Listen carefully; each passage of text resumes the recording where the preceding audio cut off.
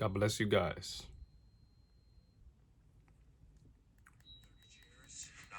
Clipstrut story. 15 non-walking tables. Clipstrut story. This morning, a joyous Just listen, that's all.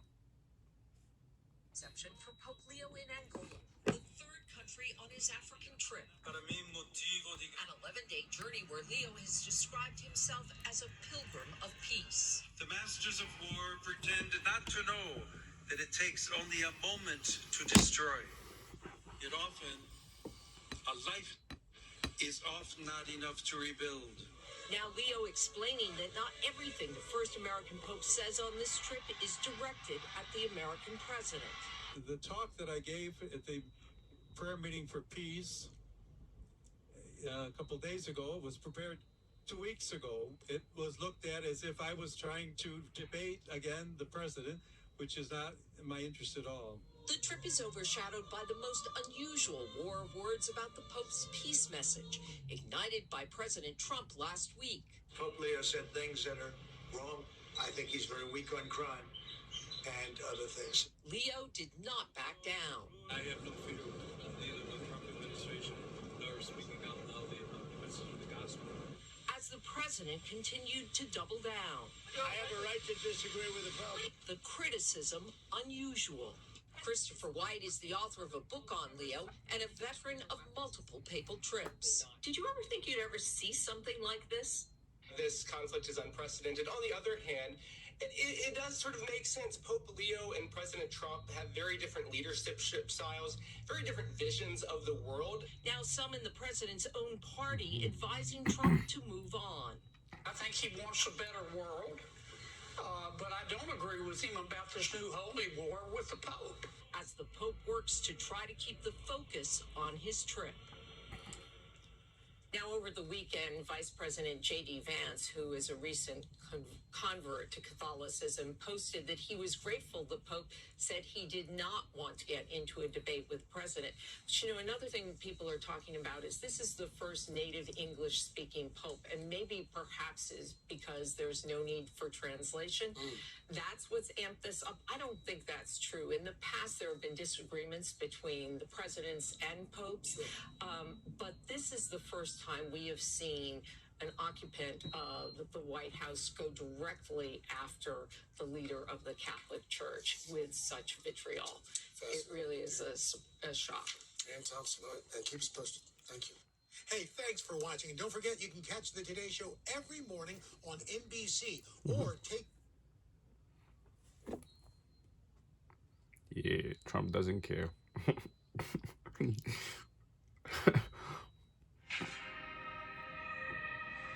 the first time in modern history, college student graduates. The 2-week ceasefire expires on Wednesday, and the president says he has zero interest in extending it. But of course, the clock is ticking, and President Trump has warned that a failed deal means strikes on critical Iranian infrastructure. So could potential peace be slipping away? Welcome to Big Money Show, everyone. I'm Jackie DeAngelis, along with my co-hosts Taylor Riggs, Charlie Gasparino, Brian Bremberg, and with us for the hour, Michael Lee, Strategy Founder. Just before market open, the president sounded off, saying that the U.S. has totally won the war, but he's not rushing a deal, adding that he expects to be bombing tomorrow. It's typical Trump negotiating posture, maximum military pressure, genuine openness to a deal, but no deadline setting the terms. J.D. Vance is heading to Islamabad, Pakistan today to lead another round of negotiations, but I just saw a headline that he's making a quick stop at the White House first. Iran will be sending representatives despite tough talk, and investors uncharacteristically measured. Either traders believe a deal gets done or they've stopped pricing in every headline. Either way, it could give President Trump some runway. So, Mike, all options appear to be on the table with respect to what the president can do here. He's got assets in the region. He can bomb the infrastructure. He can make a deal. But this morning he said it's got to be a great deal. And we know what that means in his characterization of it. But these markets are very measured. So, the markets turned negative on that J.D. Vance headline that he wasn't already on his way, and there was some hesitation about him leaving. But, let's, you look at this from, the 10,000-foot standpoint. Iran has suffered $200 billion worth of damage, according to the Greek gentleman from the Daily Mail. We've hit over 13,000 of their targets to their 17 of ours. This is a completely one-sided affair. And yes, there's been some political pain here, a little bit of economic pain here, but nothing like what they felt on the other side. And for the Iranians to talk tough about this, which they have over the past few weeks, it's a little bit of Monty Python, right? And that this is merely a flesh wound. It's almost a joke. So they know if they don't make a deal, right, you've got another week or 2 or 3 weeks or 5 days or whatever of us going after more significant targets. And if we take out some of that oil infrastructure, there's a chance they never build it back again. So what I think the market is pricing in and is looking at is that it's in everyone's best interest to come to some sort of a deal right now.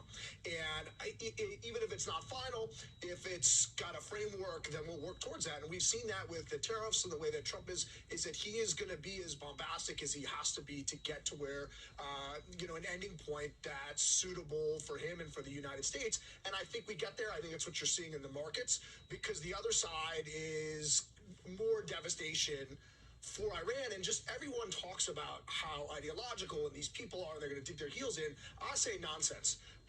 These guys have tens of billions of dollars in their numbered accounts in Dubai, right? Used to be Switzerland's a haven, now it's Dubai. They own townhomes in London. For them, you have peace and prosperity on the other side of this. Instead of 4 million barrels a day, you can get up to 8 million barrels a day. You do away with the sanctions, you're going to see a lot of direct foreign investment, right? So the other side, and then you have an entire... You're telling me the mullahs want direct foreign investment in Iran? That's what they're looking for here? Look, I don't know if they're, quote-unquote, looking for it, but it's there for them if they want it and they're willing to play ball. And then now you have an entire region that is no longer a hotspot. Well, if you're them, you either play ball or you have to get out of Dodge and go hide somewhere, basically. And then we've had, 10 days to, rest for our soldiers who are fighting, replenish all our fuel, food, supplies, and set up another list of 13,000 targets to take out. Everybody said the ceasefire was too advantageous for them, but I agree with you. It gave us some time to regroup too. Charlie, the markets are defying what I would expect them to do, but as long as they see oil under 100, they seem to be, sort of managing every headline that's coming. And I think securing the strait was the biggest part of that. The president saying, we can do this the easy way, we can do this the hard way, but you're not taking control of this strait anymore. I want to agree with Mike on the rationality of the mullahs. It reminds me when they killed Osama bin Laden, when the U.S. troops or the Navy SEALs went in there, busted into his compound, they found porn, right? They found a lot of porn. This is for a really religious guy. They all have their carnal desires. All these crazy... Well, I can tell you from having lived in that region, they're extremely hypocritical. That's what I mean. So they all have their carnal desires. They all like money. They all like nice meals. They all like living in nice places. They like to drink. They like to drink, even though they preach this sort of this weird asceticism. Is that the right word? I can't say the word. Sorry. You're close. You know what I mean. That said, they are crazy, and I just wonder if the markets are not coming to terms with the reality is that we probably, if I was to bet, we probably got to start bombing. I would bet that too. And that's going to cause some economic pain. I will say this though, I was out with some hedge fund traders, guys with a lot of money at work. They were telling me that they don't pay attention to the headlines in the Times anymore, or most of the mainstream media. It's so negative, and it defies what their private research is saying. And their private research is more along the lines of what you're saying. It's like we've just taken out the entire economic and military and almost social infrastructure. We're about that close to taking out the social infrastructure once you start bombing bridges and stuff like that. There's not much there left. They don't have much leverage other than the threat of a drone every now and then. And each drone they throw out there, it comes less and less. So part of the positive of the markets is that people with money at work are very positive. They think this is going to, and by the way, they believe, remember, markets price in the future. They believe a peace dividend is coming. Yeah. Did you know the oldest Bible in the world has 88 books, not 66? That means 22 books are missing from... So, Taylor, if the markets are not really focusing on every single Middle East headline, you always come with, the good news. I have some good news. What are they focusing on? Well, what Charlie says. You don't invest on emotions and headlines. You invest on the fundamentals, and the fundamentals remain strong. We'll get to Kevin Warsh later, but he's talking about some of those fundamentals. So my theme for today is weighing all the evidence. The bull market deserves the benefit of the doubt. Let's give this market the benefit of the doubt that goes higher. A few points. One, we had that massive contraction that we just saw that pulled tech valuations back down to 2023 levels. So we've had a big run up, but that still shows that there is room to grow. If you believe the fundamentals, we're going to start to get big tech tomorrow with Tesla after the bell. Small caps in emerging markets are still looking at attractive potential when you see that the big decline that they've had. And remember, everyone coming into this year was like, ooh, international, ooh, emerging markets. It's been all U.S. so far. So if that theme were to continue, international and emerging markets still holds room.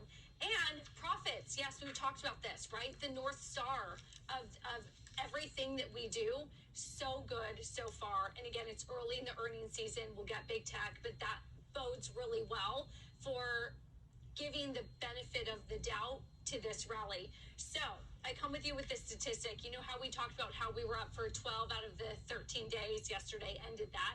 Today also likely to end that. But when you get those 12, 13-day runs, 1 year later, the market is higher 81% of the time, and the average gain up about 9%. Now, that's not a massive double-digit rally, but when you start to see these long win streaks, it does bode well that a year from now, markets will be about 9 to 10% higher. So pre-war, there were folks out there telling me the markets had run so much they were expecting a correction this year just based on that fact alone. If it ends up being 9% a year from now, I think everybody would take that and say, that's great. You get to go wherever you want. Really? Yeah. Dealer's choice, huh? Correct. Okay, I really wish I could believe Mike Lee that the mullahs want foreign direct investment. I don't know what they have stashed under their bed. I don't think. You know it's not good. Probably not good. I wouldn't recommend looking at that. I don't think they want that. Here's what I like that I have no idea what's gonna. I have no idea what's gonna happen. Obviously, there's things the president's saying that I like. He's saying I'm not going to take a bad deal, Right. and I'm not in a rush. Yeah. I think that's great because we're winning. The chokehold on the Strait of Hormuz has been extremely effective. Iran's not going to break that. It's killing them financially. And when fanatics don't have money, they can't be fanatical to others. They can only be fanatical to themselves. So I like that whole dynamic. I don't think the mullahs want long-term peace. I don't think they want foreign direct investment. I think the Gulf states do. I think the other Gulf neighbors want exactly what you're saying, and they've proven that. So what I want to see over time is us be tough on them. If we get a great deal, fine. If we get a great deal where we know we can go in and take out all of their enriched uranium and we can verify that they're never going to have it again, great, take that deal. If we can't, then choke them, get rid of their money. The Gulf states will move in. I think they'll get more aggressive. And I actually think eventually our EU terrible allies will help because they're running out of things they need, like jet fuel. Okay, and at some point they're going to want to fly around again, and they're going to help us. Yeah, despite their adherence to ESG, they like to fly in those They like jets. Right? Turns out they need jet fuel. Also hypocritical. Yeah, they are hypocritical. So, again, the peace dividend is what kind of the market is pricing in a little bit, I think. And that is when you mentioned the Gulf states. I mean, never before have the Gulf states been so united against this one rogue nation. And that's a net positive. Yes. When this thing gets out of the way, there will be investment in Israel, in Gaza. Trust me on this. They're going to rebuild it. They're going to, and by the way, And in Iran. And Iran. I mean, they've bombed the place to rubble. So. If Iran turns around and, if it depends on who's in charge. I don't think if the mullahs are in charge, I agree. Anybody's going to give money to the mullahs. And that's the problem with private investment. You just don't want to give money to somebody that's going to, build a nuclear bomb. They used to get money from governments called the United States of America. Yeah, piles of cash. Yeah, we, that's really one of the most hypocritical parts of the story. And you can't help but reading it in the Times and in most of the mainstream media is just how much Obama was played by these clowns. Yeah. I mean, it was... And they were going around the Democrats all weekend saying JCPOA was a great deal. They had agreed to stop making nuclear weapons. Not mentioning the fact that nobody was adhering to that. No inspections were taking place. And by the way... It was a terrible deal. Not just nuclear weapons. They were building everything. And, it just shows you just how... just how like lost in space the Democratic Party is in terms of our standing in the world. I mean, they really just gave in to these sick people. I mean, and they're sick. Right, I mean, and then Biden continued the of course. delusion. And so give Trump credit for saying enough. I still think we got a couple more turns of the screws here because these people are crazy, as Trump mentioned, the crazy B word he said. And also, I think the markets are underplaying my view. And you should never invest for the short term, but there's going to be a little more short term pain, my view. I agree with you. I think the market thinks overall this is over for all intents and purposes, but for me, it's not over. There's going to be a lot of back and forth. And Mike, I know you want to get a final word. I just want to finish with this. In the interview that President Trump did this morning, he said that he thought the Dow would be down. The Dow and the S&P would have fallen by 20%, and that oil would be as high as $200 a barrel. So even he is shocked at what has been produced here. So you also need to understand why Iran is coming to the table is because this whole conflict is somewhat of a sideshow to China. And the Iranians are a vassal state of the Chinese Communist Party, and the bulk of their energy comes through that Strait of Hormuz. Half their oil comes from Iran. So the longer we shut that off, the more pressure the Iranians are getting from the Chinese, their piggy bank. Sure. To go in. So this is the markets are right. Like we're proceeding close to okay, that. but Mike, remember, and I want to agree with that, but they have a history of negotiating like this and lying and Iran Yes. and dragging it out. And who knows what the Chinese are saying? By the way, Chinese can last a little more, don't they? Then they stockpile oil. Yeah, they've run through the bulk of that, and like no one's ever done what President Trump has done. Which is, and so they can play these games, and like Trump famously said in an interview with Rush before Rush passed away in 2020, if they want to F around, they can find out, and we are in the find out stage of that. And by the way, Taco is wrong. I mean, listen, he didn't really back away from Trump. I mean, God bless.